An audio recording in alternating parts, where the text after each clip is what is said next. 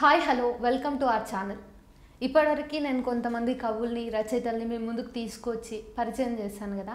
ఈరోజు మన స్టూడియోలో ఒక కవి విమర్శకులు ఉన్నారు. అయితే తనతో మాట్లాడి ఎన్నో విషయాల్ని తెలుసుకుందాం. ఇంతకీ ఈ కవి ఎవరు అనుకుంటున్నారు కదా, ఎస్ చంద్రయ్య గారు, డాక్టర్ ఎస్ చంద్రయ్య గారు. ఇంకా మీకు గుర్తు రాలేదా? సరే, చందు శివన్న, నేను నా మాటల్లో చెప్పాలంటే. హలో అన్న. హలో మా, బాగున్నారా? బాగున్నాను తల్లి. చందు శివన్నని ఈరోజు కొన్ని రకాలుగా ఆవిష్కరించాలని నాకు అనిపిస్తుంది, కాబట్టి మనం ఇక్కడ కలుసుకున్నాం. అయితే అసలు సాహిత్యం మీ జీవితంలోకి ఎట్లా వచ్చింది అంటే మీరు ఏం చెప్తారు? మొట్టమొదటిగా నేను సాహిత్య విద్యార్థిని కాదు. అంతకుముందు వీక్షకులందరికీ నమస్కారం. సాహిత్యం నా జీవితంలో యాక్సిడెంటల్. మొదట నేను సైంటిస్ట్ అవుదాం అనుకున్నాను. ఉస్మాన్ యూనివర్సిటీలో పీజీ కెమిస్ట్రీ చేద్దాం ఆర్గానిక్ కెమిస్ట్రీ తట్టు. క్రమంలో నేను బాగా చదువుకున్నాను. 458 మార్కులు వచ్చాయి. అప్పుడు నేను మండల ఫస్ట్. అప్పుడు మా నాన్నను మా టీచర్లు అందరూ పిలిచి, ఎందుకు చదువు మానిపేస్తున్నావు అంట కదా, అబ్బాయి బాగా చదువుకుంటాడు, చదివించండి, కంటిన్యూ చేయండి అని చెప్పేసి అన్నారు. మా నాన్న అప్పటికి వాళ్ళకు కోసం తల ఊపిండు. కానీ ఇంటికి వచ్చిన తర్వాత మళ్ళీ యథావిధిగా చదువుకోవడం కుదరదు, మన ఆర్థిక పరిస్థితి బాగాలేదు అని చెప్పాడు. నేను కూడా రియలైజ్ అయ్యి నాకు అప్పటికి డ్రాయింగ్ చేయడం చాలా ఇష్టం. డ్రాయింగ్ చేయడం ఇష్టం ఉండడం వల్ల సరే హైదరాబాద్కి వెళ్ళి డ్రాయింగ్ చేద్దాము, డ్రాయింగ్ చేసి ఒక ఎంఎఫ్ హుస్సేన్ లాంటి ఒక పెద్ద ఆర్టిస్ట్ అవుదామనే ఒక కళ ఉంది నాకు అప్పటికి. ఆ కళతోనే హైదరాబాద్కి వచ్చాను నేను. అసలు మీరు ఎక్కడ పుట్టారు? మీ కుటుంబ నేపథ్యం ఏంటి? నేను నారాయణపేట జిల్లా, మాది లంకాల గ్రామం, నరవ మండలం. ఒక పేద కుటుంబంలో పుట్టాను. మా నాన్న రైతు, మాకు 2 ఎకరాల పొలం ఉంది. ఆ 2 ఎకరాల పొలమే మాకు జీవనాధారం. ఆ క్రమంలోనే ఇంతకుముందు చెప్పినట్టు ఆర్థిక పరిస్థితి బాగాలేకపోవడం వల్ల చదువు మానిపించాడు మా నాన్న. మా నాన్న చాలా గొప్పవాడు. అఫ్కోర్స్ కొడుకులందరికీ తండ్రులు చాలా గొప్ప వాళ్ళే ఉంటారు. అయితే మీరు అసలు మరి మీ చదువు ఏంటి ఆ తర్వాత? సాహిత్యంలోకి ఎందుకు వచ్చాను అన్నమాట, అక్కడే అయిపోయింది మనది. అట్లా నేను హైదరాబాద్కి వచ్చాను. హైదరాబాద్కి వచ్చిన తర్వాత బిఎఫ్ఏ చేయాలి. 2 సంవత్సరాలు ఆర్టిస్ట్ కావాలనే కళ వల్ల నేను ఒక ఫిగర్ ఆర్టిస్ట్ నాకు సరిగ్గా దొరకలేదు. రైటింగ్ ఆర్టిస్ట్ దొరికాడు. రైటింగ్ ఆర్టిస్ట్ ఎంతసేపు రైటింగ్ నేర్పించాడు తప్ప ఫిగర్ ఎట్లా డ్రా చేయాలి ఏమిటనేది ఆయనకు తెలియకపోవడం వల్ల నేర్పించలేకపోయాడు. ఆ క్రమంలో నేను బిఎఫ్ఏ చేద్దాం అనుకున్నాను. దానికి ఇంటర్మీడియట్ కావాలి అప్పుడు, ఎలిజిబిలిటీ. ఇంటర్మీడియట్ అప్పటికి చేయలేదు. ఇంటర్మీడియట్ కావాలంటే ఏం చేయాలి అని అనుకుంటున్న క్రమంలో ఒక స్నేహితుని ద్వారా, రమేష్ అని ఒక అన్న ఉన్నాడు, ఆయన ద్వారా ఈవినింగ్ కళాశాల పరిచయం అయింది, ఆంధ్ర సారస్య పరిషత్. దాంట్లో పీడీసీ అని ఉంటుంది, ప్రీ డిగ్రీ కోర్సు. అది చేస్తే కనుక ఇంటర్మీడియట్ అయిపోతుంది, తర్వాత నీ ఇష్టం అని చెప్పేసి అన్నాడు. నేను అది ఈక్వల్ టు ఇంటర్ కూడా అన్నాడు అన్నమాట. ఈక్వల్ టు ఇంటర్ కాబట్టి సాయంత్రం కళాశాల కాబట్టి పొద్దుంతా పని చేసుకొని సాయంత్రం వెళ్ళొచ్చు అనుకున్నాను. తీరా కోర్స్ అయిపోయింది సర్టిఫికేట్ తీసుకున్నాను. బీఎఫ్ అప్లై చేయడానికి వెళ్ళాను. అయితే వాళ్ళు సర్టిఫికేట్ చూసిన తర్వాత ఇది పనికిరాదు అని చెప్పడంతో నేను చాలా బాధపడ్డా. నా జీవితంలో మొట్టమొదటి ఎక్కువ బాధపడింది అక్కడే. నా కళ ఎంఎఫ్ హుస్సేన్ అంతటి పెద్ద ఆర్టిస్ట్ని కావాలని. ఆ కళ ఒక్కసారిగా కూలిపోయింది ఆ సర్టిఫికేట్తో. ఏం చేయని అర్థం కాని ఒక స్థితి. నేను బతిమిలాడితే అకాడమిక్స్లో కుదరదు, సర్టిఫికేట్ వాల్యూ లేదు, అది ఈక్వల్ టు ఇంటర్ కాదు అని చెప్పారు. దాంతో బిఏ తెలుగు లిటరేచర్ కంటిన్యూ చేయాల్సి వచ్చింది. కంటిన్యూ చేయడానికి ఇది ఒక కారణం అయితే, రెండో కారణం ప్రొఫెసర్ కాశీం గారు. ఇప్పుడు ఆయన ఉస్మాన్ యూనివర్సిటీ ఆర్ట్స్ కాలేజ్ ప్రిన్సిపల్గా ఉన్నారు. ఆయన టీచింగ్ ప్రభావం నా మీద చాలా ఉంది. సాహిత్యాన్ని ఎట్లా చూడాలి, సాహిత్యం అంటే ఏమిటి, సాహిత్యం ఒకనొక ఊహాలోకంలో వచ్చేది మాత్రమే కాదు, దానికి ఒక సామాజిక భూమిక నేపథ్యాలు ఉంటాయి కనుక సమాజం చూడాలంటే సాహిత్యం చూపుతోనే బాగుంటుందని చెప్పారు. ఆ ప్రభావం నాకు చాలా వేసింది, నా మీద చాలా ప్రభావం వేసింది. అప్పుడు నాకు కొంచెం సున్నిత మనస్తత్వం ఉండడం వల్ల కొంత కవిత్వం రాయడం కూడా అప్పుడే అలవాటైంది. ఒక కవిత రాశాను, మై డియర్ మంగ తయారు.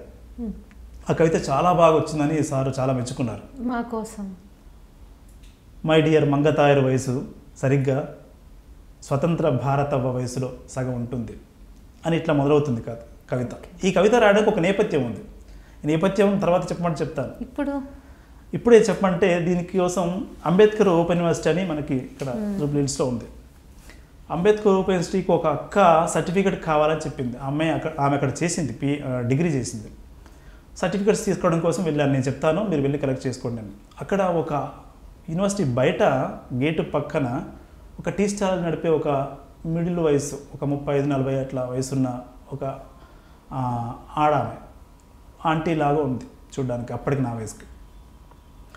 ఆమె వస్త్రధారణ చాలా చూడడానికి భిన్నంగా ఉంది. భిన్నంగా అంటే కొంచెం ఆకర్షణీయంగా ఉంది, మగవాళ్ళని ఆకర్షించే విధంగా ఉంది.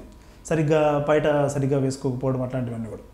నిజానికి అందరూ కూడా ఆమెను చూడడానికి కోసం రావడం, ఆ టీ తాగుతూ ఆమెను చూడడం, ఆ కళ్ళలోంచి ఆ టీ కప్పులోంచి చూడడం, ఇవన్నీ నేను బాగా గమనించాను. గమనించిన తర్వాత ఆమె సిగ్గు ఎప్పుడూ టీ కప్పు మీద ఆవిరైపోయింది అని రాశాను.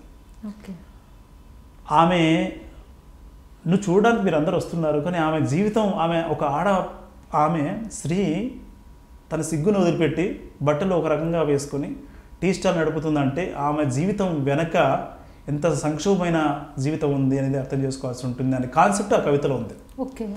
అట్లా 60 ఏళ్ళ భారతమాతను ఆమె గుండెపై ఎగిరేయండి అని చెప్పేసి అన్నారు చివరికి. అట్లా కవిత పుట్టింది. ఆ కవిత చాలా ఇన్స్పైర్ చేసింది నన్ను.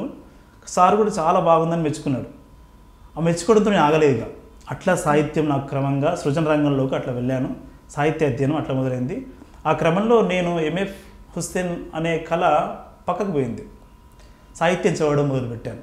క్రిటికల్ అనాలిసిస్తో సమాజం చూడడం మొదలుపెట్టాను. ఆ క్రమంలో సాహిత్యం అనేది బాగా వంట పట్టించుకున్నాను. పిహెచ్డి దాకా ఎట్లా వచ్చారు? పిహెచ్డి గురించి మాట్లాడాలన్నా మళ్ళీ కాశం గారి గురించి మాట్లాడాలి. ఓకే. ఆ జీవితంలో కాశం పెద్ద వెన్నుదన్ను. డిగ్రీ అయిపోయిన తర్వాత డిగ్రీ ఫైనల్ ఇయర్లో ఆంధ్రజ్యోతి జర్నలిజం పడింది. అప్పుడు వాళ్ళకి కళాశాల ఉండేది, జర్నలిజం కళాశాల. పడ్డ తర్వాత మమ్మల్ని నన్ను ఎగ్జామ్ రాయించిండు. జర్నలిజం బాగుంటుంది వెళ్ళండి అని. వచ్చింది. అది 100 మార్కుల కోసం ఉంటుంది. ఇంటర్వ్యూ అయిపోయింది, అంత అయిపోయింది, వచ్చింది. ట్రైనింగ్లో ఉన్నాను. ఆ క్రమంలోనే యూనివర్సిటీ ఆఫ్ హైదరాబాద్ నోటిఫికేషన్ వచ్చింది, ఎంఏ తెలుగు. దాన్ని కూడా రాయమన్నాడు. ఆయనే డబ్బులు కొట్టాడు. ఓకే. రాస్తే అప్పుడు ఆంధ్రప్రదేశ్లో 2nd ర్యాంక్ వచ్చింది నాకు. చాలా సంతోషమైంది. సార్ కూడా చాలా సంతోషపడ్డాడు. సార్ నా కళ యూనివర్సిటీలో చదువుకోవడం, ఉస్మానియా యూనివర్సిటీలో చదువుకోవడం, కానీ అక్కడికి వెళ్ళాను అన్నాను. సార్కి అప్పటికి యూనివర్సిటీ ఆఫ్ హైదరాబాద్ అంటే తెలుసు, అక్కడ ఆయన ఎంఫిల్ చేసి ఉన్నాడు. తెలుసు కాబట్టి నువ్వు అక్కడికే వెళ్ళాలి, అక్కడనే చదువుకోవాలి అని గట్టిగా చెప్పాడు. ఒక రకంగా అక్కడికి వెళ్ళాను. అట్లా నాకు సాహిత్య కొనసాగింపు అట్లా జరిగింది. ఆ క్రమంలో అక్కడే యూనివర్సిటీ ఆఫ్ హైదరాబాద్లోని ఎంఏ, ఎంఫిల్, పిహెచ్డి కంప్లీట్ చేశాను. ఓకే. ఇంట్లో వాళ్ళు ఇంత చదువుకుంటాను అన్నప్పుడు ఏమనలేదా మరి? అసలు నేను పిహెచ్డి చేశాను, చదువుకుంటున్నాను విషయం కూడా మా తల్లిదండ్రులకు తెలియదు ఈ రోజు వరకు. ఇప్పుడు తెలుసు ఆ చేస్తున్న క్రమంలో. ఎందుకంటే వాళ్ళని ఇప్పుడు నేను డబ్బులు అడగలేదు. ఉదయం అంతా పనిచేసేది పెయింటింగ్ షాప్లో పనిచేస్తూ సైకిల్ మీద, ఇక్కడ మీ ఆఫీస్ ఏరియా అంతా నాకు తెలుసు. ఈ ఏరియాలో నేను సైకిల్ మీద 12 మీటర్ల నిచ్చెన భుజానికి తగిలించుకొని ఒక చేతితో రంగుల డబ్బు పట్టుకొని సైకిల్ మీద తొక్కుతూ ఇక్కడ నుంచి అక్కడికి, అక్కడ నుంచి ఎల్బీ నగర్, అక్కడ నుంచి అక్కడికి, అక్కడి నుంచి అక్కడికి అట్లా తిరుగుతూ పనిచేసినవన్నీ నేను. చాలా స్ట్రగుల్ లైఫ్లో. నిజానికి డబ్బులు ఎంతో కొంత డబ్బులు వచ్చేది కనుక మా అమ్మను అడిగే స్థితి నాకు కలగలేదు. నేను చదువుతున్న విషయం కూడా తెలియదు, పని చేస్తున్నాను అనుకుంటున్నాను అందరూ. అప్పుడు నేను 18 ఏళ్ళ వయసు ఉంది కాబట్టి ఎవరు పట్టించుకోలేదు. నన్ను ఏం చేస్తున్నాడు ఏమిటని పట్టించుకోలేదు. ఆ క్రమంలో ఏం చదువుతున్న విషయం తెలియదు వాళ్ళకి. అట్లా నేను చదువుకున్నాను. మీరు రాస్తారన్న విషయం మీ ఇంట్లో తెలుసా అన్న? తెలియదు, ఇప్పటికీ ఏమీ తెలియదు. నిజంగా నా విషయమే కాదు, మధ్యతరగతి లేదా పేద విద్యార్థులు లేదా పేదింటి బిడ్డలు ఏం చేస్తున్నారో తల్లిదండ్రులకు తెలియదు. ఎందుకు తెలియదు అంటే తల్లిదండ్రులు చాలా స్ట్రగుల్ చేసి మమ్మల్ని కన్నారు, పెంచారు, హైదరాబాద్ పంపించారు. పంపించిన తర్వాత మళ్ళీ మా కష్టాలు మేము ఏం చేస్తున్నాం అన్నది వాళ్ళకి పరస్పరం ఎప్పుడూ చెప్పుకుంటూ ఉంటే వాళ్ళు బాధపడతారు. మా స్ట్రగుల్ ఏదో చాలామంది, నేను ఒక్కరి కాదు, నేను ఒక ప్రతినిధి ఇక్కడ. నిజానికి నా వెనుక నాలాంటి వాళ్ళు చాలామంది ఉన్నారు హైదరాబాద్లో. ఏం చేస్తున్నారో తెలియదు కాబట్టి బతుకుతున్నాను, అలాగే ఉన్న విషయం మాత్రం వాళ్ళకి తెలుస్తూ ఉంటుంది. అట్లాంటి జీవిత నేపథ్యం నుంచి వాళ్ళు ఏం అడుగుతారో మేమేం చెప్పాం కూడా. అయితే మీరు పుస్తకాలు కూడా రాశారు. మరీ ముఖ్యంగా మాట్లాడాలంటే తెలంగాణకి సంబంధించిన భాష మీద పరిశోధన చేసిన వ్యక్తిగా అసలు తెలంగాణ భాష మీదనే పరిశోధన చేయాలని ఎందుకు అనుకున్నారు? ఎస్, తెలంగాణ భాష మీద పరిశోధన చేయడం అనేది ఒక సామాజిక అవసరం అని అనిపించింది నాకు. తెలంగాణ ఉద్యమం జరుగుతుంది 2009లో ప్రారంభమైంది, మీకు తెలుసా విషయం. 2009లో నేను పీజీ చదువుతున్నాను యూనివర్సిటీ ఆఫ్ హైదరాబాద్లో 9 నుంచి 11 వరకు. ఆ క్రమంలో ఒక వాదన ముందుకు వచ్చింది, భాషకు సంబంధించిన వాదన. తెలంగాణ భాష వేరు, ఆంధ్ర భాష వేరు అని. తెలంగాణ భాష వేరు, ఆంధ్ర భాష వేరు అంటున్నప్పుడు నిజంగా తెలంగాణ భాష వేరా? నేను మాట్లాడుతున్నది నా రాజ్యం ఫ్రెండ్కి అర్థమవుతుంది కదా, నేను మాట్లాడుతున్నది నా విశాఖపట్నం ఫ్రెండ్కి అర్థమవుతుంది కదా. మేమేం చదువుకున్నాం? లింగ్విస్టిక్స్, జనరల్ లింగ్విస్టిక్స్ చదువుకున్నాం పీజీలో. జనరల్ లింగ్విస్టిక్స్ ఏం బోధిస్తుందంటే, ఏం చెప్తుందంటే భాష వేరు, మాండలికం వేరు. భాష అంటే ఒక వ్యక్తి మాట్లాడుతున్నప్పుడు ఇంకో వ్యక్తికి అర్థం కాకపోతే అది ప్రత్యేకమైన భాష. ఒక వ్యక్తి మాట్లాడుతున్నప్పుడు కొంత భేదాలతో ఇంకో వ్యక్తికి అర్థమవుతుందంటే అది యాస లేదా మాండలికం అంటారు. ఈ అవగాహన, ఈ సైంటిఫిక్ అప్రోచ్ చూడడం వల్ల వాళ్ళ వాదనలకి నాకు కొంచెం ఎందుకు అట్లా మాట్లాడుతున్నారు వీళ్ళు, కాదు కదా, అసలు శాస్త్రీయ దృక్పథం కాదు కదా అని అనిపించేది. ఆ క్రమంలో నేను ఒక ఆర్టికల్ రాశాను, పెద్ద ఆర్టికల్, ఒక 7 పేజీల ఆర్టికల్ రాశాను. పేపర్లో వేద్దాము అని ఒక డిస్కషన్ మా సూపర్వైజర్తో మొదలుపెట్టాను. తర్వాత క్రమంలో పిహెచ్డీ జరిగిన తర్వాత మా సూపర్వైజర్ పేరు ప్రొఫెసర్ పమ్మి పవన్ కుమార్. ఆయన భాషా శాస్త్రజ్ఞుడు. ఇప్పుడున్న వాళ్ళలో ఆయన ప్రథమ స్థానంలో ఉన్నట్టుగా ఉంటాడు. ఆయన వద్దు, ఈ సమయంలో ఇటువంటి వ్యాసాలు రాయకూడదు, రాయడం వల్ల ఉద్యమానికి నష్టం జరుగుతుంది. నీ ఉద్దేశం బాగా మంచిగానే ఉండొచ్చు, భాష మాండలికం వేరు వేరు కరెక్టే, కానీ ఈ సమయంలో ఉద్యమానికి ఎక్కువ నష్టం జరుగుతుంది, భావోద్వేగాలతో ఉన్నారు కదా, భావోద్వేగాల సందర్భంలో శాస్త్రం పట్టదు ఎవరికైనా సరే అని ఒక మాట చెప్పారు. దాంతో అక్కడితో ఆగిపోయాను. ఆ క్రమంలో దీని మీద పిహెచ్డీ చేస్తే బాగుంటుంది కదా అని అనుకునే క్రమంలోనే నేను పిహెచ్డీ ఎంపిక చేసుకున్నాను. ఓకే. అట్లా తెలంగాణ భాష వేరు కాదు లేదా అవును, తెలంగాణ ఫీచర్స్ ఏమిటి, తెలంగాణ భాషకు ప్రత్యేకమైన లక్షణాలు ఏమైనా ఉన్నాయా అని నిరూపించే క్రమంలోనే నేను తెలంగాణ భాషకు వర్ణనాత్మక వ్యాకరణం అని పేరు పెట్టుకొని ప్రపోజల్ రాసుకున్నాను. ఓకే. కానీ అది చాలా వ్యాస్ట్ సబ్జెక్ట్, యాక్చువల్లీ ఒక్క వ్యక్తి చేయడానికి రాదు, చేయడం సాధ్యం కాదు. అట్లా నేను పాలమూరు జిల్లా భాష వర్ణనాత్మక వ్యాకరణం పెట్టుకున్నాను. అది కూడా చాలా పెద్ద టాపిక్ కావడంతో నేను కేవలం ఒక మండలానికి మాత్రమే పరిమితమై ఆ మండలంలోని ప్రజలు మాట్లాడుతున్న తెలంగాణ భాష, తెలంగాణలోని తెలుగు భాష మీద నా పిహెచ్డీ అంతా కొనసాగింది. ఆ ప్రాంతం గురించి ఏమైనా? తిమ్మాజిపేట మండలం అనేది జడ్చర్లకు నుంచి లెఫ్ట్ వైపు వెళ్తే కనుక, కొల్లాపూర్ వైపు వెళ్తే కనుక ఒక 6 కిలోమీటర్లు 10 కిలోమీటర్ల దూరంలో ఆ మండలం వస్తుంది. ఆ మండలం ప్రత్యేకత అంటూ ఏమీ లేదు. అక్కడ ఆ మండలంలో మాట్లాడే తెలుగు వాళ్ళే తెలుగే మాట్లాడతారు. కానీ మహబూబ్నగర్ జిల్లాలో ఏ మండలాన్ని ఎంపిక చేసుకోవాలి అని అనుకున్నప్పుడు ర్యాండమ్గా మనం ఎంపిక చేసుకోలేము. పిహెచ్డీ లాంటి వాటిల్లో ర్యాండమ్గా ఇది బాగుంటుంది, ఇది బాగుంటుంది, లేకపోతే నా మండలం నర్వ మండలం ఎంపిక చేసుకోవచ్చు, కానీ చేసుకోలేను నేను. ఎందుకంటే అట్లా చేసుకోవడానికి ఉండదు. ఒక సైంటిఫిక్ అప్రోచ్ ఉండాలి దాంట్లో ఎంపికలో కూడా. మొత్తం ప్రతి మండలానికి డేటా తీసుకున్నాను నేను, విద్యాపరంగా, ఆర్థిక పరంగా, సాంస్కృతిక పరంగా, నీటిపారుదల పరంగా, ఇట్లా కొన్ని క్రైటీరియా పెట్టుకున్నప్పుడు అత్యంత వెనుకబడ్డ డేటా స్టాటిస్టిక్స్లో అత్యంత వెనుకబడ్డ ప్రాంతం ఆ స్టాటిస్టిక్స్ ప్రకారం తిమ్మాజిపేట మండలం. ఎందుకు అత్యంత వెనుకబడి ఉండాలి? అత్యంత వెనుకబడ్డ ప్రాంతంలోనే భాష సజీవంగా ఉంటుందని ఒక సైంటిఫిక్ అప్రోచ్ ఉంది కాబట్టి ఆ క్రమంలో అత్యంత వెనుకబడ్డ తిమ్మాజిపేట మండలంని ఎంపిక చేసుకున్నాను నేను. అక్కడ మీరు గమనించినటువంటి అంశాలు ఏమైనా ప్రత్యేకమైనవి ఉన్నాయా? నిజానికి తెలంగాణ భాష స్వరూపాన్ని పరిచయం చేయడం కోసం ఈ అంశాన్ని ఎంపిక చేసుకున్నాను. ఇది ఆ మండలం వరకు గిరిగీసుకొని చూస్తే ఆ మండలం కంటూ ప్రత్యేకత ఏమీ లేదు. మొత్తంగా పాలమూరు జిల్లాలో ఎటువంటి భాష ఉందో అక్కడ కూడా అంతే ఉంది, కొన్ని వేరియేషన్స్. ఇప్పుడు కాపురం చేస్తున్నాను, మీ అబ్బాయి ఏం చేస్తున్నాడమ్మా అని అడిగితే కాపురం చేస్తున్నాడు అంటారు. నేను ఆశ్చర్యపోయాను. కాపురం చేయడం ఏంటి, అందరూ చేస్తారు కదా కాపురం. నిజానికి పెళ్లి చేసుకున్న తర్వాత అందరూ చేస్తారు కాపురం, మళ్ళీ కొత్తగా కాపురం చేయడం ఏంటి అని ప్రశ్న వేశాను. ప్రశ్న వేస్తే ఆమె కాపురం అంటే కాపుదానం బిడ్డ అన్నది. కాపుదానం అంటే వ్యవసాయం. ఓకే. అక్కడ ప్రత్యేకంగా అనిపించింది నాకు ఆ పదం. అట్లాంటి కొన్ని లింగ్విస్టిక్స్ ఫీచర్స్ ఉన్నాయి దాంట్లో. కానీ ప్రత్యేకంగా ఆ మండలానికే గిరీసి ఈ మండలానికే లింగ్విస్టిక్ ఫీచర్స్ ఇవి అని చెప్పలేము మనం. ఓకే. ఎందుకంటే ఒక మోడల్ తయారు చేద్దాం అనుకున్నాను నేను. దీని ద్వారా ఇది ఈ మండలానికి ప్రత్యేకమైన ఫీచర్స్ ఉన్నాయి, ప్రపంచానికి పరిచయం చేద్దామని కాదు, ఒక మోడల్ ప్రిపేర్ చేద్దాం అనుకున్నాను నేను. తెలంగాణ భాష మీద ఎవరైనా ముందుకు వస్తే పరిశోధన చేయడానికి, తెలంగాణ భాష స్వరూపాన్ని నిర్ణయించడం కోసం ముందుకు వస్తే కనుక నా పిహెచ్లో ఒక మోడల్గా ఉండాలి అనే ఉద్దేశంతో ఒక మండలం శాంపిల్గా ఎంపిక చేసుకున్నట్టుగా మనం అర్థం చేసుకోవాలి దాన్ని. ఓకే. అయితే ఆ తర్వాత మీరు సాహిత్యంలో ఇతర పుస్తకాలు కూడా రాసినట్టు నేను చూసాను. సాహిత్యంలో నేను భాష మీద పరిశోధన చేశాను కాబట్టి లాంగ్వేజ్, కల్చర్ రెండు వేరు కాదు. మనం చాలామంది ఇప్పుడు భాష పోతే ఎట్లా భాషను కాపాడుకోవాలని ఉద్వేగంతో మాట్లాడుతుంటారు. నిజానికి దాని వెనుక ఒక సైంటిఫిక్ అప్రోచ్ ఉంది. భాష పోతే సంస్కృతి పోతుంది.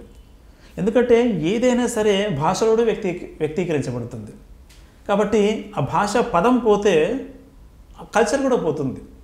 ఆ క్రమంలోనే దాని వెనుకున్నట్టు అది సైంటిఫిక్ అప్రోచ్ యాక్చువల్గా. అందుకే భాష కాపాడుకోవడం అనేది అవసరం. భాష కాపాడుకోవడం అంటే ఇంగ్లీష్ వద్దా? ఇంగ్లీష్ కూడా అవసరమే, రెండూ అవసరం. ప్రపంచ జ్ఞానాన్ని అర్థం చేసుకోవాలంటే ఇంగ్లీష్ ఎంత అవసరమో, మన జీవితాన్ని మన జీవితాన్ని మనం ఎదిగొచ్చిన క్రమాన్ని, మన చుట్టుపక్కల ఉన్న ప్రజల భావోద్వేగాలు అర్థం చేసుకోవాలంటే తెలుగు భాష ఉండడం అవసరం. ఫర్ ఎగ్జాంపుల్, పోతురాజు అనే పదం ఉంది. పోతురాజు అనే పదం పోతే కనుక కల్చర్ అంతా పోతుంది. పోతురాజు కాస్ట్యూమ్ పోతుంది, పోతురాజు ఏ పండుగలు వస్తాడు అనేది పోతుంది, అంతా పోతుంది. కాబట్టి భాషను బ్రతికించుకోవడం అవసరం. ఇంకా రెండో అంశం ఏంటంటే, నాకు ఒక 7 ఏళ్ళ కూతురు ఉంది. ఆ అమ్మాయి బుక్లో ఒక పేజీ చినిగిపోయింది. ఓకే. చినిగిపోతే ఎవరిని అడగాలో అర్థం కాలేదు. ఇంటికి వచ్చింది, ఒక పేజీలో పుస్తకం, ఒక బుక్లో ఒక పేపర్ చినిగిపోయింది అన్నది. మేడం అడుగు, మేడం చూసుంటుంది కదా అంటే, మేడం నేను అడగను అన్నది. ఎందుకు అంటే ఇంగ్లీష్లో అడగాలి. ఓకే. ఆ అమ్మాయి రెండో క్లాస్ చదువుతుంది. ఇంగ్లీష్లో అడగాలి అంటే ఇంగ్లీష్లో అడగమ్మా అన్నాను. ఏదో ఎంత కొంత ఇంగ్లీష్ వచ్చు కదా, తెలుగులో మాట్లాడేం కాదు అన్నాను. మేడం తెలుగులో మాట్లాడచ్చు కానీ నేను తెలుగులో మాట్లాడను అన్నది. మరి ఇంగ్లీష్లో మాట్లాడమంటే ఇంగ్లీష్లోనే మాట్లాడను అన్నది. అంటే తెలుగులో మాట్లాడే అవకాశం ఆ స్కూల్లో ఉంది, కానీ తెలుగులో మాట్లాడనివ్వని ఒక కనిపించిన వాతావరణం కూడా ఉంది. ప్రతి స్కూల్లో ఉంది, ఆ స్కూల్లో కూడా ఉంది. కాబట్టి తన అవసరం ఏందో అవసరాన్ని కూడా తెలుగులో అడగలేని ఒక స్థితికి పిల్లలు నెట్టివేయబడుతున్నారు. నా కూతురు ఎగ్జాంపుల్ అంతే. అంటే ఒక క్లాస్ రూమ్లో ఒక టీచర్ దగ్గర ఒక అడగాల్సిన విషయాలు అడగకపోవడం వల్ల ఒక రోజు ఎన్ని ప్రశ్నలు తనను దాచుకుంటుంది. బికాస్ ఆఫ్ ఇంగ్లీష్ వల్ల, ఇంగ్లీష్ అడగాలని ఒక కనిపించిన ఒక స్థితి వల్ల ఎన్ని ప్రశ్నలు తనను దాచుకుంటుంది. ఆ వ్యక్తీకరణ అంతా ఏమైపోతుంది అంటే, తను ఏం కోరుకుంటుందో, ఏమనుకుంటుందో, ఏ డౌట్ ఉందో, ఏ సందేహం ఉందో అడగడానికి ఒక భాష లేనప్పుడు, రైట్, భాష లేనప్పుడు తన వ్యక్తీకరణ శక్తి కంప్లీట్గా జీరోకి వస్తుంది. పిల్లలు సొంతంగా తమ అభిప్రాయాన్ని వ్యక్తం చేయని స్థితికి నెట్టివేయబడుతున్నారు. ఈ క్రమంలో భాషను బతికించుకోవాలని చెప్పేది అందుకే నేను నిజానికి. ఆ క్రమంలో తెలంగాణ భాష, తెలంగాణ సాంస్కృతిక పదకోశం అని ఒక డిక్షనరీ ప్రిపేర్ చేశాను నేను. ఇది ఏంటంటే తెలంగాణ తెలంగాణ ఉద్యమం దీనికి ప్రేరణ. మళ్ళీ తెలంగాణ భాష స్వరూపాన్ని ప్రపంచానికి తెలియజేసే క్రమంలో ఇప్పటి వరకు సాంస్కృతిక నిఘంటువులు లేవు తెలుగులో. నిఘంటువులు ఉన్నాయి, వివిధ అవసరాలను తీర్చే నిఘంటువులు ఉన్నాయి, కానీ సాంస్కృతిక సంబంధమైన నిఘంటువులు లేవు.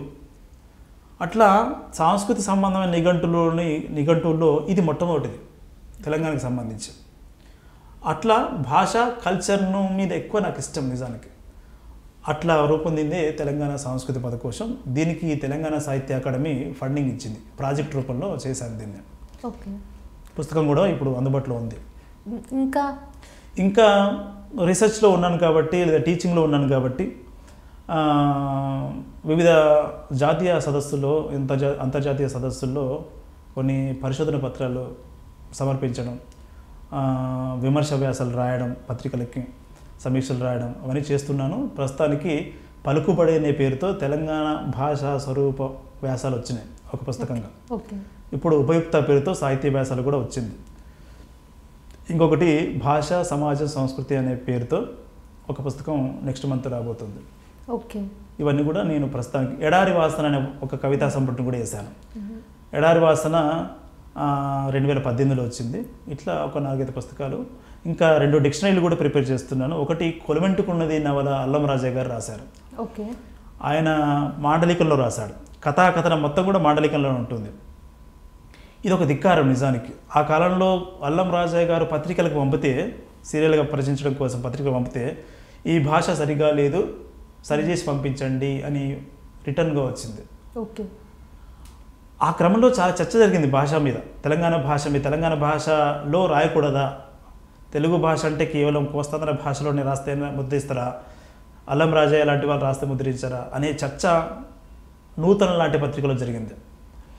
ఆ చర్చలన్నీ కూడా నాకు బాగా వెనక నుండి పనిచేస్తూ ఉన్నాయి. నేను తెలంగాణ భాష మీద చేయడం కూడా అవన్నీ కారణమే.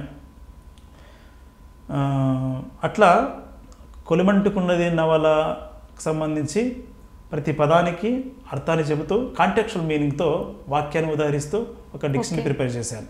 ఓకే. పదప్రయోగ సూచి అని ప్రాచీన కావ్యాలకు చేసినట్టుగా ఆధునిక కాలంలో నవలకి పదప్రయోగ సూచి లాంటిది ఒకటి చేశాను. ఇంకొకటి నేను పిహెచ్డీలో భాగంగా సేకరించిన డేటా 230 పేజీల డేటా ఉంది. ఓకే. ఆ 230 పేజీల డేటా నుంచి తెలంగాణకు సంబంధించిన పదజాలాన్ని సేకరించి ఒక పుస్తకంగా వేస్తున్నాను. ఇది ప్రస్తుతం నేను చేసిన. ఓకే.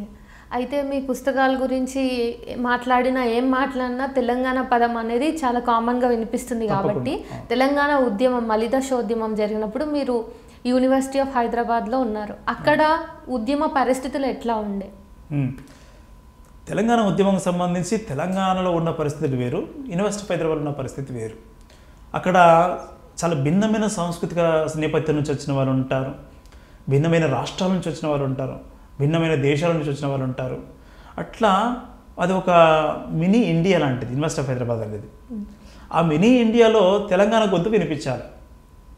మేము ఏ క్లాస్ బైకాట్ చేయడానికి వెళ్ళినా కూడా తెలంగాణ వాళ్ళు తక్కువ ఉండేది, ఆంధ్ర సోదరులు లేకపోతే ఇతర రాష్ట్రాల నుంచి వచ్చిన వాళ్ళు, ఇతర దేశాల నుంచి వచ్చిన వాళ్ళు ఎక్కువ ఉండేది. వాళ్ళకి సంబంధం లేదు నిజానికి. అవును. తెలంగాణ ఒక 5 మంది విద్యార్థులు ఉంటారు అక్కడ, మొత్తం అవుట్ ఆఫ్ 30-40లో.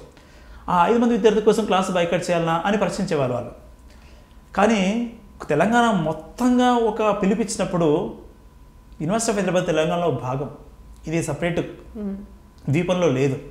కాబట్టి ఆ ప్రభావాలను కూడా ఇక్కడ కనిపించాలి, వినిపించాలనే ఉద్దేశంతో కొంతమంది అయినా సరే మేము చాలా గట్టి ప్రయత్నాలు చేశాం. అది when we're compare with Osman university చాలా తక్కువ, నిజానికి చాలా తక్కువ ప్రయత్నాలు అవన్నీ కూడా. కానీ అది మాకు ఎక్కువ. అదే అక్కడ ఒక టెంట్ వేయడానికి కూడా మేము ఒక స్ట్రగుల్ చేయాల్సి వచ్చింది. లోపల బయట నుంచి టెంట్ తేవాలి. ఒక సందర్భంలో గేట్లు వేసేసారు టెంట్ తీసుకురాకుండా. మేమందరం కలిసి గోడలు దుంకి మరి టెంట్ వేరే చోటు నుంచి లోపల తీసుకొచ్చి టెంట్ వేశారు. ఒక మామూలు టెంట్ వేయడానికి కూడా ఒక స్ట్రగులే, ఒక క్లాస్ బైకౌట్ చేయడానికి ఒక స్ట్రగులే, ఒక పాట పాడడానికి ఒక స్ట్రగులే. తెలంగాణ మాట అనేది ఆ సందర్భంలో అక్కడ చాలా తక్కువ వినిపించిన మాట. ఆ తక్కువ వినిపించిన మాటను చాలా ఎక్కువగా ముందుకు తీసుకెళ్ళాం.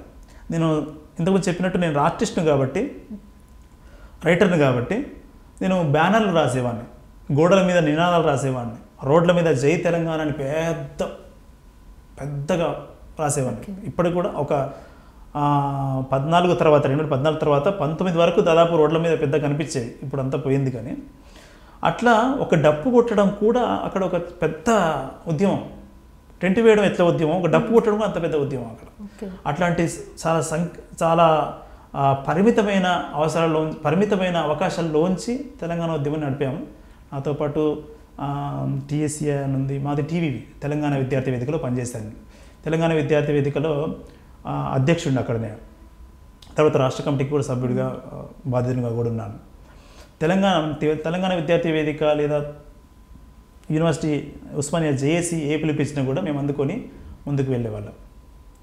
అది ఒక ప్రత్యేకమైన సందర్భం. యూనివర్సిటీ ఆఫ్ హైదరాబాద్ను తెలంగాణ ఉద్యమంలో ప్రత్యేకంగానే చూడాలి. మీరు అధ్యయన చర్చా వేదిక అని చెప్పేసి కూడా ఒక వేదిక పెట్టారు కదా, దాని గురించి? 2010లో పీజీ చేస్తున్న క్రమంలోనే కొన్ని ఆలోచనలు వచ్చాయి. అప్పటి వరకు సాహిత్యం అంటే ఒక ఊహాలోకంలో విహరించేది అని చాలామందికి ఒక అవగాహన ఉంది. సాహిత్యం అంటే ఊహాలోకంలో విహరించి కాదు, సాహిత్యం ఒక సమాజ ప్రతిఫలనం, సమాజంలో ఏం జరుగుతుందో సాహిత్యంలో అది ఉంటుంది. ముఖ్యంగా ఆధునిక సాహిత్యంలో, ఆధునిక కవిత్వంలో ఇది ఉంది. అటువంటప్పుడు సమాజం అన్నప్పుడు సమాజంలో చాలా శాస్త్రాలు ఉంటాయి. పొలిటికల్ సైన్స్ ఉంటాయి, సోషాలజీ ఉంటుంది, ఇతర ఆర్థిక శాస్త్రాలు ఉంటాయి, కల్చరల్ డిపార్ట్మెంట్స్ ఉంటాయి, రిలీజియస్ స్టడీస్ ఉంటాయి. ఇవన్నీ కూడా రిఫ్లెక్ట్ అవుతాయి కదా. అటువంటప్పుడు సాహిత్యాన్ని కేవలం సాహిత్య పరికరాలతో, సాహిత్య విమర్శ దృక్పథంతో మాత్రమే చూస్తే అది ఫుల్ ఫ్లెడ్జ్గా దాన్ని అర్థం చేసుకోలేము. దాన్ని ఇతర సామాజిక నేపథ్యంలోంచి చూడాల్సి ఉంటుంది అని ఒక ఆలోచన నాకు అప్పటికే ఉంది డిగ్రీ సమయంలోనే. దానివల్ల అప్పటికి మదన పడుతున్న క్రమంలో పిహెచ్లో చేరిపోయినట్ల. పిహెచ్లో చేరిపోయిన తర్వాత దీనికోసం ఒక లిటరీ సర్కిల్ లాంటిది పెట్టాలని ఒక ఆలోచన వచ్చింది. దాని పేరు ఏమైతే బాగుంటుందో అని ఆలోచించినప్పుడు ప్రొఫెసర్ జయదేవ్ తిరుమలరావు గారు అక్కడ అడ్మిన్ బ్లాక్లో కలిశాడు. ఆ రోజు కలిసినప్పుడు మేము ఇట్లా అనుకుంటున్నాం సార్ అన్నప్పుడు ఆయన ఈ పేరు సూచించింది ఆయనే. దాని పేరు అధ్యయనం తెలుగు కళా సాంస్కృతిక చర్చా వేదిక. ఓకే, ఈ పేరు సూచించింది ఆయనే. ఆ బ్యానర్తో మేము ఒక 10 కార్యక్రమాలు నిర్వహించాం, ప్రతి నెల ఒకటి చొప్పున. దాంట్లో వక్తలు అప్పటికే ఆయా శాస్త్రాల్లో నిష్ణాతులైన వాళ్ళు, తలలు పండిన వాళ్ళు. ఫర్ ఎగ్జాంపుల్ మొదటి కార్యక్రమం ప్రొఫెసర్ జయదేవ్ తిరుమలరావుతో స్టార్ట్ చేసాం మేము. జానపద సాహిత్యము, సమాజము, తెలుగు సాహిత్యం, ఆ కోణంలోంచి ఎట్లా చూడాల్సి ఉంటుంది అనే దానికి సంబంధించి. నెక్స్ట్ చరిత్ర సాహిత్యం, చరిత్ర తత్వశాస్త్రం, చరిత్ర సోషాలజీ, చరిత్ర పొలిటికల్ సైన్స్, చరిత్ర ఇట్లా సాహిత్యము, ఇట్లా సాహిత్యాన్ని భిన్న శాస్త్రాల నేపథ్యంలో ఎట్లా అర్థం చేసుకోవాలి అనే ఉద్దేశంలోంచి పోసుకున్నది అధ్యయనం తెలుగు కళా సాంస్కృతిక చర్చా వేదిక. ఓకే, అట్లా ఒక సంవత్సరం పాటు నడిపాం. ఇంకా తర్వాత నాకు పిహెచ్డీ అయిపోవడం, నేను బయటికి రావడంతో అది ఆ సంస్థ అట్లా ఆగిపోయింది. సాంవత్సరిక నివేదిక కూడా సమర్పించాం మేము చాలా జాగ్రత్తగా. అది 10 పేజీల సంవత్సర నివేదిక. అది ఇప్పుడు కూడా www.archives.com ఉంది. ఓకే. అయితే ఇప్పుడు మీరు ప్రస్తుతం నిజాం కళాశాలలో అసిస్టెంట్ ప్రొఫెసర్గా చేస్తున్నారు కాబట్టి పైగా తెలుగు మీద మీరు చాలా పెద్ద ఎత్తున అధ్యయనం చేసినట్టు కూడా కనిపిస్తుంది మీ మాటలను వింటుంటే. అయితే ఈ నేపథ్యంలో తెలుగుకి మీకు ఒక ఆత్మీయ అనుబంధం అనేది ఇప్పటికే వచ్చి ఉంది. అండ్ ఈవెన్ మీ కూతురు తెలుగులో ఎక్స్ప్రెస్ చేయలేకపోతుందన్న ఆవేదన కూడా మీ మాటలో తెలుస్తుంది. అయితే ఇవన్నిటి కాంటెక్స్ట్లో మనం ప్రస్తుత సమాజంలో ఈ ప్రపంచీకరణ కానివ్వండి, లేకపోతే ప్రపంచంలో ఆంగ్లం యొక్క ఆవశ్యకత పెరగటం వల్ల తెలుగు మీడియానే లేదు, అసలు మీడియం లేనే లేదు కదా ఇప్పుడు. లేదు అంటే ఉన్నా కానీ అది అట్లా ఉంది అంతే. ఎవరు ఇష్టపడట్లేదు. ఈవెన్ ఏ డబ్బు లేకపోయినా అప్పు చేసైనా చదివిపిస్తే ఇంగ్లీష్ మీడియంలోనే అన్న పరిస్థితుల్లో మరి తెలుగు పక్కకు పోతుంటే మీరు దీనికి ఎట్లా ఆలోచిస్తున్నారు ఈ విషయాన్ని? నిజానికి తెలుగు పట్ల నాకేం భావోద్వేగాలు ఏం లేవు నేను అనుకుంటున్నట్టుగా. ఓకే, తెలుగు అనేది ఒక వ్యక్తీకరణ శక్తిని పెంచుతుందని నమ్ముతాను, బలంగా నమ్ముతాను. తెలుగు పోతుందా అంటే దాన్ని ఆపలేము. ఎందుకంటే కాలం మారుతున్న కొద్దీ కొన్ని కొత్తగా పుట్టుకొస్తూ ఉంటాయి, కొన్ని పాతే పోతుంటాయి, కొత్త వస్తుంటాయి. దాన్ని 80% ఆపలేము. ఎందుకంటే తెలుగు బతకాలా లేకపోతే ఇంకోటి కావాలనేది ప్రజలు నిర్ణయిస్తారు. ప్రజలకు ఎంతసేపు కూడా ఇంగ్లీష్లో తన కూతురు ఇంగ్లీష్ మాట్లాడితే లేదా తన కొడుకు ఇంగ్లీష్ మాట్లాడితే చాలా ఆనందపడుతున్నారు. ఆ క్రమంలో మేము తెలుగు చదువుతున్న వాళ్ళు, తెలుగు బోధిస్తున్న వాళ్ళంగా వాళ్ళని ఒప్పించి ఇంగ్లీష్ మీడియం కాదని తెలుగు మీడియంలో ప్రవేశపెట్టలేము. ఎందుకంటే తెలుగు మీడియం స్కూల్స్ దాంట్లో వసతులు లేవు. కాబట్టి అందరూ కొడుకు ఇంగ్లీష్ మాడితే లేకపోతే కూతురు ఇంగ్లీష్ మాడితే ఆనందపడుతున్న సందర్భంలో వాళ్ళని తెలుగు చదివించండి అని అడిగే స్థితి లేదు ప్రస్తుతానికి. కాబట్టి తెలుగు అనేది ఒక భాష, అది కాలక్రమంలో ఉంటే ఉంటుంది, పోతే పోతుంది. కానీ తెలుగు భాషను కాపాడుకోవాలి. విరుద్ధంగా అనిపిస్తుంది కదా, విరుద్ధంగా పారాడాక్స్ అగైన్. Yes, paradox. ఎందుకంటే తెలుగు మీడియం ఉండాలి, ఇంగ్లీష్ మీడియం ఉండాలి. తెలుగు మీడియం మీద ప్రభుత్వాల ప్రత్యేక దృష్టి ఉండాలి. వ్యక్తీకరణ నైపుణ్యాలు పెంచడం కోసం తెలుగు మీడియం అవసరం. ఎందుకంటే ఇంతకుముందు చెప్పినట్టు నా కూతురు వ్యక్తీకరణ నైపుణ్యాలు ఏమవుతాయి చివరికి వస్తే? ఆమె క్రమక్రమంగా తనలోకి కుచించుకుపోయి వ్యక్తీకరణ సామర్థ్యమే కోల్పోతుంది. తనకేం కావాలో తను చెప్పలేని ఒక స్థితిలోకి వెళ్ళిపోతుండొచ్చు. ఒక ఇంట్రోవర్ట్గా మారే అవకాశం కూడా ఉంటుంది. ఇంగ్లీషే మాట్లాడాలంటే ఇక్కడ అందరికీ సాధ్యం కాదు. నా కూతురు లాంటి వాళ్ళు ఇప్పుడు హైదరాబాద్లో నా కూతురు లాంటి వాళ్ళు ఇక్కడ ఉంటే మరి గ్రామాల వల్ల ఉన్న పరిస్థితి ఏంటి? వాళ్ళ పిల్లలు మొత్తం తెలుగులో మాట్లాడతారు బయట, కానీ పోయేసరికి ఇంగ్లీష్ మీడియం కావాలంటే ఇంగ్లీష్ టీచర్లు ఉన్నారా? వాళ్ళకి మెథడాలజీ అంటే ఇక్కడ విమర్శించడం కాదు, వాళ్ళు తెలుగు మీడియం చదువుకున్న వాళ్ళు ఇంగ్లీష్ బోధించాలి, వాళ్ళకి ప్రత్యేకమైన కోర్సు ఉండాలి, ప్రత్యేకమైన ట్రైనింగ్ ఉండాలి. అవన్నీ లేకుండా ఏదో స్విచ్ చేస్తే ఫ్యాన్ తిరిగినట్టుగా ఇంగ్లీష్ మీడియం స్టార్ట్ చేస్తాము మీరు స్టార్ట్ చేయండి, ఇది కాదు. చాలా రెంటికి చెడ్డ రేవడి అవుతుంది ఇది. ఇంగ్లీష్ రాక తెలుగు రాక ఇప్పుడున్న తరం అంతా ఇంగ్లీష్ రాదు తెలుగు రాదు వాళ్ళకి. ఇంగ్లీష్ నేర్చుకోవాలి, మళ్ళీ చెప్తున్నాను, ఇంగ్లీష్ నేర్చుకోవాలి. అది ఉద్యోగం కోసం నేర్చుకుంటే సరిపోతుంది. తెలుగులోనే నిజానికి తెలుగులోని విషయాలే అర్థమవుతాయి. తెలుగులో చెప్తేనే విద్యార్థులు బాగా వినగలరు, బాగా నేర్చుకోగలరు అనేది నేను నమ్ముతున్నాను. శాస్త్రవేత్తలు చెప్పింది కూడా అదే, రైట్? కాబట్టి తెలుగు మీడియం ఉండాలి, ఇంగ్లీష్ మీడియం ఉండాలి. ఇంగ్లీష్ మీడియానికి ఏ వసతి కల్పిస్తున్నావో తెలుగు మీడియం కూడా అదే వసతి కల్పిస్తే అప్పుడు తెలుగు ఉంటుంది. అయితే అగైన్ మీరు తెలుగు చెప్తారు కదా, ఇప్పుడు మీ సబ్జెక్ట్ తెలుగు, అంతేకాకుండా మీరు చాలా కంట్రీస్ నుంచి వచ్చిన స్టూడెంట్స్ దగ్గర, స్కాలర్స్ దగ్గర కూడా మీరు ఇంటరాక్ట్ అవ్వడం కానీ, అయితే మీరు గమనించింది ఏంటి అసలు మన భారతదేశపు విద్యార్థులకి చెప్తున్నప్పుడు ఇంకా విదేశీ విద్యార్థులకు చెప్తున్నప్పుడు మీరు గమనించిన తేడా? నాకు ఒక భిన్నమైన అనుభవం ఉంది మీరు చెప్పిన తర్వాత. ఏంటంటే విదేశీ విద్యార్థులకు తెలుగు బోధించే ఒక మంచి అవకాశం వచ్చింది నాకు. దీనికి ఇద్దరు వ్యక్తులను గుర్తు చేసుకోవాలి.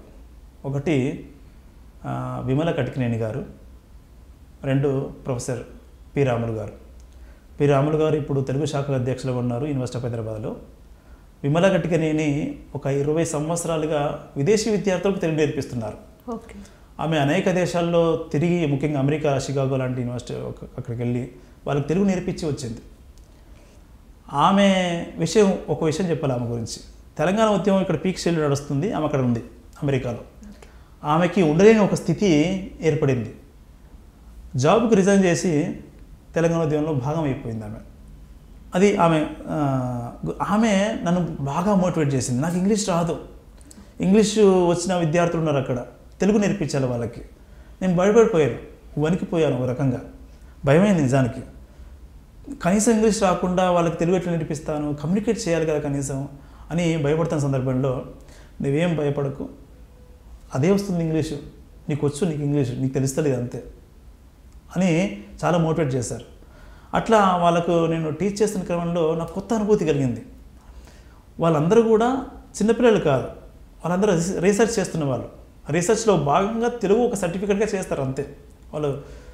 వాళ్ళ రీసెర్చ్ టాపిక్స్ తెలుగు భాషకు, సాహిత్యానికి, కల్చర్కు, ఇతర సామాజిక విషయాలకి అనుబంధంగా ఉంటాయి వాళ్ళ టాపిక్స్. కాబట్టి వాళ్ళు ఫీల్డ్ స్టడీ కోసం ఇక్కడ రావాల్సి ఉంటుంది, రైట్? ఫీల్డ్ స్టడీ కోసం ఇక్కడ రావాల్సి ఉంటుంది కాబట్టి ఆ క్రమంలో వాళ్ళు తెలుగు నేర్చుకుంటారు. ఇక్కడికి వచ్చి నేర్చుకుంటారు, ఆన్లైన్లో కూడా నేర్చుకుంటారు కొంతమంది. కాబట్టి వాళ్ళకు నేర్పిస్తున్నప్పుడు నేను గుర్తించింది ఏంటంటే, భారతీయ విద్యార్థులకి వాళ్ళు చాలా కళల పట్ల చాలా అవగాహన ఉంటుంది వాళ్ళకి. ఒక విద్యార్థి కనీసం 4 కళల పట్ల అభినవేశం ఉంది వాళ్ళకి. 4 కళలు. నేను టీచ్ చేసిన విద్యార్థులు అట్లాంటి వాళ్ళు. కనీసం 4 కళలు. మన భారతదేశ విద్యా విధానంలో కళలు అంటేనే ఆమడ దూరంలో ఉంటాం మనం. చదువు ఇంట్రాక్షన్స్, అంటే కళలతో ఇంట్రాక్షన్ అనేది చాలా అవసరం మానసిక ఆనందం కోసం. వాళ్ళు కనీసం 4 కళల పట్ల అభినవేశం కలిగిన వాళ్ళు ఉంటారు. ఒకటి. రెండోది, వాళ్ళకి కొంచెం క్రమశిక్షణ మనతో పోలిస్తే కొంచెం ఎక్కువనే. ఇది నేను ఏదో కాంట్రవర్సీ కోసం ఏం చెప్పడం లేదు, నేను నా జీవిత అనుభవంలో చెప్తున్నాను. మన విద్యార్థులతో పోల్చుకుంటే అక్కడున్న విద్యార్థుల క్రమశిక్షణ ఎక్కువ. అంటే థింకింగ్ పవర్ కూడా వాళ్ళలో ఎక్కువనే. థింకింగ్ పవర్ వాళ్ళలో ఎక్కువ, విద్యార్థులు తక్కువ అని నా ఉద్దేశం కాదు. ఇక్కడ ఏమంటున్నారంటే, ఇక్కడ విద్యా విధానం అట్లా ఉంది. అంటే విద్యార్థిని తన అభిప్రాయాలను వ్యక్తం చేయలేని, ఎక్స్ప్రెస్ చేయలేని ఒక స్థితి కనిపించకుండానే ఉంది మన విద్యా వ్యవస్థలో. తను సందేహం వ్యక్తం చేసిన టీచరు దాన్ని అందిపుచ్చుకొని లేదా స్నేహపూర్వకంగా తీసుకొని సమాధానం చెప్పగలిగే స్థితి మన విద్యా వ్యవస్థలో లేదు. కానీ అక్కడ ఆ స్థితి అసలు కనిపించదు, ఇటువంటి స్థితి అక్కడ కనిపించదు. వాళ్ళు చెప్పిన ఈ విషయాలు ఇవన్నీ కూడా వాళ్ళు ఏమనుకుంటే అది అడిగేస్తారు. ప్రొఫెసర్స్తో లేకపోతే అక్కడ ఉన్న టీచర్లతో డిస్కషన్స్ ఎక్కువగా ఉంటాయి. కానీ మన దగ్గర చూస్తే అసలు అట్లాంటివి ఏమి ఉన్నట్టుగా నాకేం అనిపించడం లేదు. అట్లా వాళ్ళ ఆలోచన విధానం చాలా బ్రాడ్గా అయ్యే అవకాశం ఉంటుంది.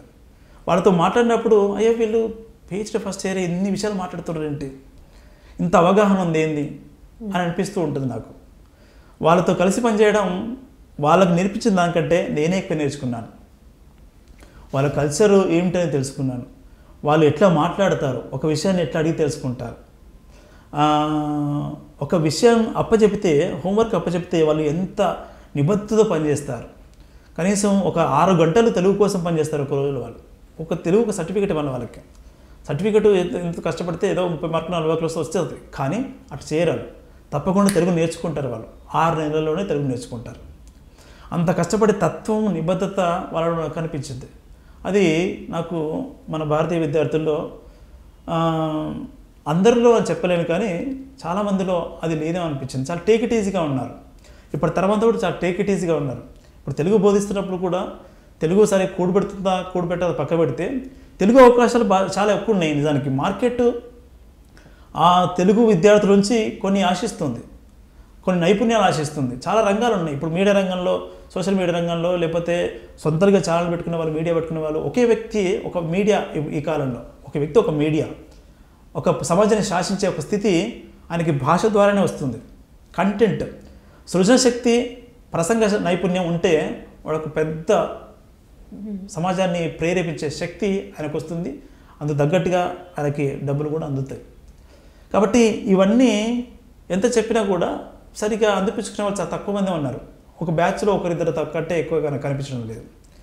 దీనికి మన విద్యా వ్యవస్థనే ప్రధానంగా కారణం అని నేను అనుకుంటాను. ప్రధానంగా మన విద్యార్థుల శక్తిలో లోపం లేదు, వ్యవస్థ వాళ్ళంట్లో తయారు చేసిందేమో అనిపిస్తూ ఉంటుంది. నాకు ఒక్కోసారి బాధ కూడా కలుగుతూ ఉంటుంది. ఓకే, అయితే మీరు నిరంతరం విద్యార్థులతోనే ఇంటరాక్ట్ అవుతూ ఉంటారు కాబట్టి ఈ మధ్య యువతలో అంటే యువత తెలుగు సాహిత్యాన్ని కనీసం ఊహా సాహిత్యమైనా చదువుతున్నారా? మీరేం గమనించారు? ఇప్పుడు వస్తున్న విద్యార్థులకి ఒక 10 ఏళ్ళ క్రితం ఉన్న వస్తున్న విద్యార్థులకి ఎంఏ తెలుగులోకి చాలా తేడా ఉంది. 10 ఏళ్ళ క్రితం BAతో సంబంధం ఉన్న వాళ్ళు, కొంచెం సోషల్ సైన్స్తో సంబంధం ఉన్న వాళ్ళు, తెలుగు అంటే ఎక్కువ ఇష్టం ఉన్న వాళ్ళు వచ్చేవాళ్ళు. ఇప్పుడు బీటెక్ లాంటి చేసిన వాళ్ళు చాలామంది వస్తున్నారు. వాళ్ళు తెలుగును ప్రేమించో, లేకపోతే తెలుగు టీచర్గా అవుదామనో, తెలుగు లెక్చర్ అవుదామని రావడం లేదు. తెలుగు పరిస్థితి ఏమైందంటే ఇప్పుడు ఒక ఫుడ్ కోర్స్గా మారిపోయే పరిస్థితి. ఇప్పుడు ప్రస్తుతానికి బాగానే ఉంది. 2-3 సంవత్సరాల్లో ఫుడ్ కోర్స్గా మారే అవకాశం కూడా ఉంది. దాంట్లో అడ్మిషన్ వేస్తున్నారు, ఇతర కాంపిటేటివ్ ఎగ్జామ్స్ కోసం ప్రిపేర్ అవుతున్నారు చాలామంది.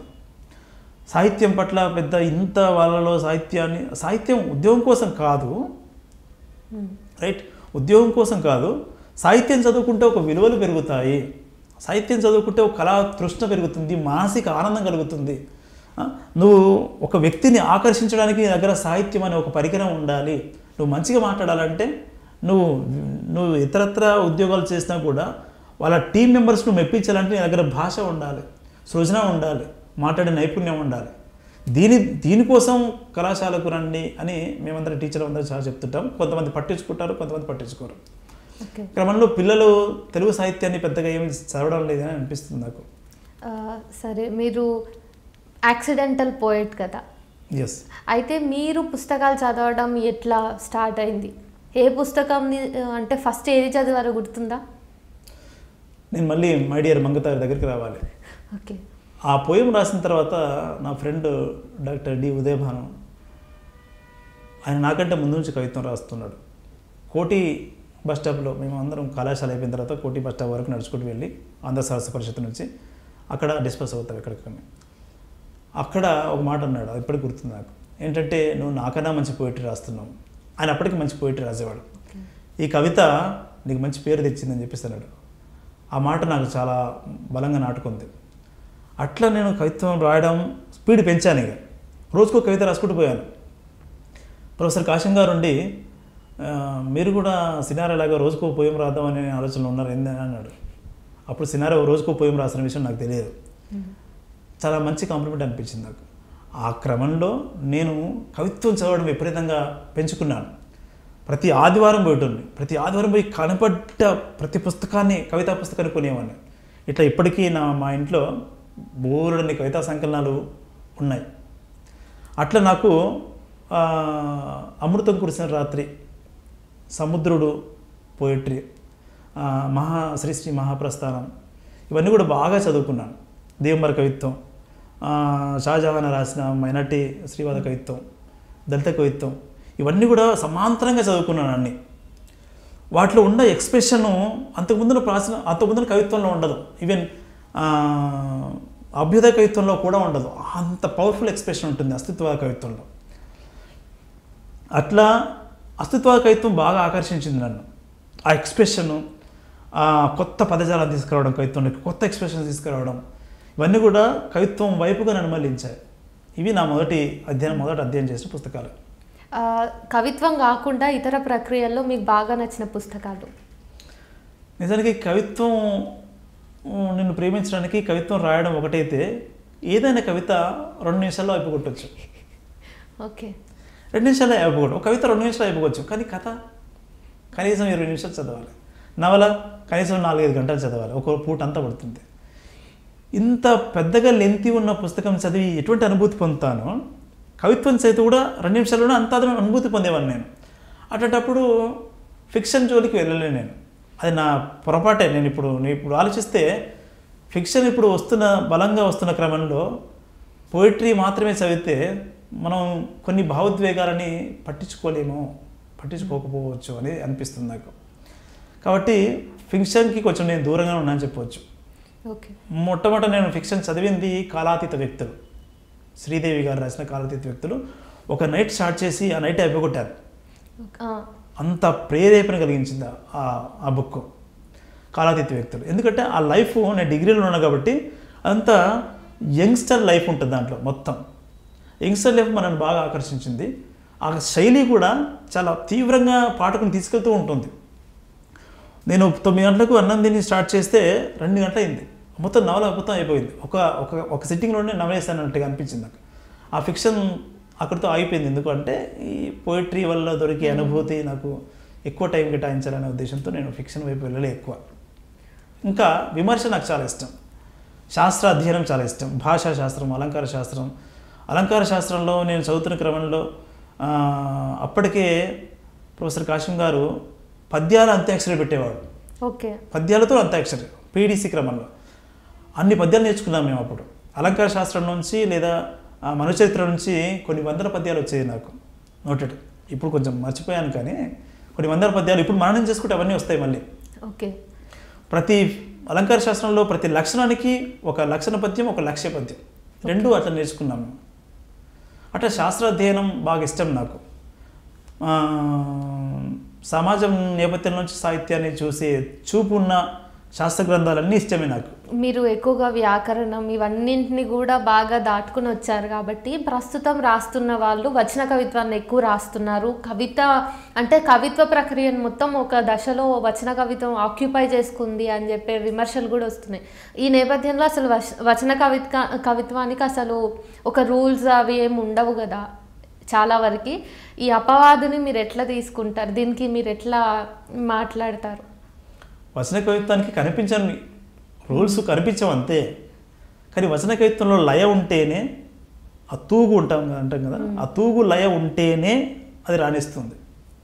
దానికి కనిపించకుండా ఒక శిల్పం ఉంటుంది. శిల్పం లేకుండా, లేకపోతే రూల్స్ లేకుండా ఏమి ఉండవు. అది రూల్స్ లేకుండా రాస్తే రూల్స్ ఇవి అని చెప్పలేము మనం. పర్టికులర్గా మీటర్ మన ఛందస్సు చూపించినట్టుగా ఏదో ఈ పాదంలో ఇన్ని అక్షరాలు ఉండాలి, ఈ స్థానం యతి అక్షరం, ఇట్లా మనం చెప్పకపోవచ్చు. కానీ కనిపించకుండా ఒక శిల్పం మనల్ని కవిత్వం నడిపిస్తూ ఉంటుంది. దాన్ని లయ అంటాం మనం. ఆ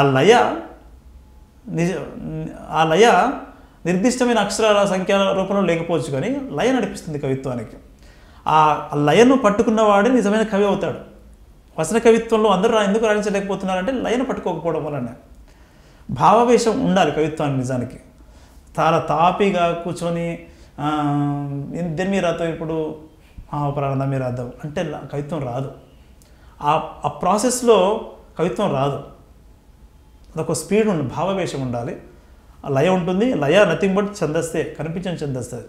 ఏదో ఫ్రీ వర్స్ అన్నంత మాత్రాన ఏదో దానికి రూల్స్ అండ్ రెగ్యులేషన్స్ లేవు అనుకోవడానికి వీలు లేదు. ఓకే, మీకు ప్రస్తుతం అసలు మీరు ఇప్పుడు ఎవరిని చదువుతున్నారు? మీకు ఇష్టమైన కవి ఎవరు? నేను సైమల్టేనియస్గా చాలా పుస్తకాలు చదువుతుంటాను యాక్చువల్గా. ఈ పుస్తకం స్టార్ట్ చేసి ఈ పుస్తకం ఈరోజు అయిపోగొట్టాలి అన్నట్టుగా ఏం ఉండదు. ఇకపోతే నాకు ఇష్టమైన కవి ఇప్పుడు రాస్తున్న అస్తిత్వవాదులందరూ కూడా నాకు ఇష్టమైన కవులే. అంటే కంటెంపరీ రైటర్స్ని, పోయిట్స్ని కూడా మీరు చదువుతారు? చాలా మంచి కవిత్వం వస్తుంది ఇప్పుడు. 20-25 ఏళ్ళ వయసులో ఉన్న వాళ్ళు చాలా అద్భుతమైన కవిత్వం రాస్తున్నారు. అయితే కొంతమందికి సామాజిక దృక్పథం లేకపోవడం చాలా బలంగా కనిపిస్తుంది కవిత్వంలో. కానీ వాళ్ళలో సృజనశక్తి ఉంది. మనిషికి కావాల్సింది సృజనశక్తి. ఆ సృజనశక్తి ఉన్న వాడిని పట్టుకుంటే కనుక వానికి సామాజిక దృక్పథాన్ని మనం నేర్పించవచ్చు. కానీ సృజనే లేకపోతే కవిగా తయారు చేయలేము మనం. కాబట్టి సృజనశక్తి, విపరీతమైన సృజనశక్తి ఉంది. గొప్ప లైఫ్ ఉంది వాళ్ళకి, కొత్త లైఫ్ ఉంది. గొప్ప లైఫ్ అంటే కొత్త లైఫ్ ఉంది. ఇప్పుడు 40లో ఉన్న వాళ్ళకు ఉన్న లైఫ్ కంటే 20లో ఉన్న వాళ్ళకి చాలా భిన్నమైన లైఫ్ ఉంది. 40లో ఉన్న వాళ్ళని 20లో ఉన్న వాళ్ళని మనం ఒకే ఘటన యువ కవిత్వం అనలేము మనం. ఆ దశ దాటిపోయింది. వాళ్ళ జీవితం వేరు, వాళ్ళ ఎక్స్ప్రెషన్ వేరు. ఇప్పుడు వస్తున్న 20లో ఉన్న వాళ్ళ కవిత్వం ఎక్స్ప్రెషన్ వేరు, వాళ్ళ లైఫ్ స్టైల్ వేరు. కాబట్టి మంచి సృజనకారులు ఈనాడు వస్తున్నారు. వాళ్ళకి నేర్పించాల్సిందంతా ఎవరైనా సరే సామాజిక దృక్పథాన్ని, అంటే కవిత్వం ఎందుకోసం పనిచేయాలి, కవిత్వం మౌలిక లక్షణం ఏంటి, కవిత్వం ఎటువైపు ప్రయాణం చేయాలి, ఎట్లా చైతన్యం చేయాలి అనే మొదలైన విషయాలను కనుక నేర్పించగలిగితే కనుక వాళ్ళు గొప్ప కవిత్వం రాయగలిగే శక్తి వాళ్ళలో ఉందని నేను నమ్ముతాను. అయితే కవిత్వంలో మధ్య మధ్యలో ఇంగ్లీష్ పదాలు, ఇంగ్లీష్ వాక్యాలు రావటంతో మీకు ఏమైనా అభ్యంతరం ఉందా? ఈవెన్ టైటిల్స్లో కూడా వేరే అన్య భాషా పదాలని ప్రయోగిస్తే? కవిత్వానికి బలం చేకూర్చే ఏ భాషా పదమైనా సరే యాక్సెప్టబులే. ఓకే. ఆ పదం వాడపోతే లేదా ఆ పదానికి సమానార్థకం తెలుగులో లేకపోతే తప్పకుండా ఇంగ్లీష్ పదం వాడాల్సిందే. అది ఏ భాష పదమైనా సరే. ఆ ఎక్స్ప్రెషన్, ఆ వేగాన్ని తగ్గించే ఏ పదాలు వాడకూడదు. ఆ పదాన్ని వాడకపోవడం వల్ల వేగం తగ్గుతుంది అనుకుంటే కనుక నిర్మోహమాటంగా ఆ భాషా పదాన్ని వాడాల్సిందే. దానికి బలం, సౌందర్యం అదే నిజానికి. ఇది ఇప్పటి ప్రయోగాలు ఏం కాదు. చాలా కాలంలో శ్రీశ్రీ ఎప్పుడో చేశాడు. శ్రీశ్రీ, ఆరుద్ర లాంటి వాళ్ళు ఎప్పుడో చేశారు ఈ ప్రయోగాలన్నీ కూడా. ఇప్పుడు వస్తున్నది కొత్తవి ఏం కాదు ఇది. ఓకే. అయితే చివరి ప్రశ్న ఏంటంటే, కొత్తగా రాసే వాళ్ళకి మీరు అగైన్ ఏమైనా టిప్స్ లేదంటే ఏదైనా సజెషన్స్ ఏమైనా ఇస్తే ఇవ్వండి. అంటే కొత్తగా రాస్తున్న వాళ్ళకి నేను ఏదో 10 కవితా సంపుట్లు ఏం వేయలేదు ఇప్పటికే. అంటే పుస్తకాలు ఎప్పుడు కొలమానం కాదు కదా రాసేవాళ్ళు. కాదు, కానీ నేను ఇంతకుముందు చెప్పినట్టుగా ఇప్పుడు వస్తున్న వాళ్ళలో సృజనశక్తి చాలా తీవ్ర స్థాయిలో ఉంది. దాన్ని కొంచెం సామాజిక దృక్పథాన్ని అద్దితే కనుక మంచి పుస్తకాలు వస్తాయి. వాళ్ళు కేవలం ఫోన్ ద్వారానే కాకుండా జ్ఞానాన్ని పుస్తక రూపంలో పొందాలి. పుస్తకాన్ని ఫిజికల్ కాపీని చేతిలో పట్టుకుంటే అది ఇచ్చే అనుబంధం వేరు, ఫోన్ పట్టుకుంటే అనుబంధం వేరు. డిటాచ్మెంట్ ఉంటుంది ఫోన్లో చదువుకోవడం వల్ల, కానీ పుస్తకంలో చదవడం వల్ల ఒక ఆత్మీయత ఏర్పడుతుంది. అట్లా ఒక ఆత్మీయత కవిత్వంతో ఆత్మీయత ఏర్పడాలన్నా సీనియర్ పోయిట్ని చదవాలి. ఇప్పుడు ఈ కాలంలో సోషల్ మీడియా వచ్చిన తర్వాత ఒక కవిత రాసినా 2 కవితలు రాసినా కూడా గొప్ప పోయిట్గా చలమని అయ్యే అవకాశాలు ఉన్నాయి. కానీ సీనియర్ పోయిట్స్ని బాగా చదవాలి. అంతకుముందు వచ్చిన కవిత్వాన్ని చదివితే తాను ఎక్కడున్నాను, ఎటువంటి ఎక్స్ప్రెషన్స్తో ఉన్నాను, ఎవరి కోసం రాస్తున్నాను అనే విషయం బోధపడుతుంది. కనుక సీనియర్ పోయిట్స్ని బాగా చదవాలి, కాంటెంపరీ పోయిట్స్ని బాగా చదవాలి. ఒక 2 కవితలు రాసినంత మాత్రాన, గొప్ప వాళ్ళు మెచ్చుకున్నంత మాత్రాన మీరు గొప్ప పోయిట్స్ అయిపోరు. దానికి ఒక ఈ పోయము సామాజిక అవసరాలు తీర్చాలి, లేదా సృజన అవసరాన్ని తీర్చాలి. కనీసం సృజన అవసరం కూడా ఉంటుంది. సామాజిక అవసరం, సృజన అవసరం ఎవరికైతే బలంగా కవిత్వం వ్యక్తమవుతుందో ఆయన గొప్ప కవి అవుతాడు, ఆయన చరిత్రలో ఉంటాడు. ఇప్పుడున్న వాళ్ళందరూ కూడా అట్లాంటి వాళ్ళే నిజానికి. థ్యాంక్ యూ అన్న, మీ దగ్గర మాట్లాడి చాలా విషయాలు తెలిసినాయి. ముఖ్యంగా భాషకి సంబంధించి మీరు చేసిన పరిశోధనాంశాలు కానివ్వండి, మీరు అధ్యాపకులుగా ఉన్నారు కాబట్టి ఆ ఎక్స్పీరియన్స్ నాకు చాలా హెల్ప్ అవుతాయి. చాలా నాలెడ్జ్ వచ్చింది కొంచెం మీ నుంచి అని నేను అనుకుంటున్నా. మళ్ళీ కలిసి మళ్ళీ మాట్లాడుకుందాం సాహిత్యం గురించి. Nice talking to you. Thank you అన్న. థ్యాంక్ యూ అమ్మా, థ్యాంక్ యూ సో మచ్.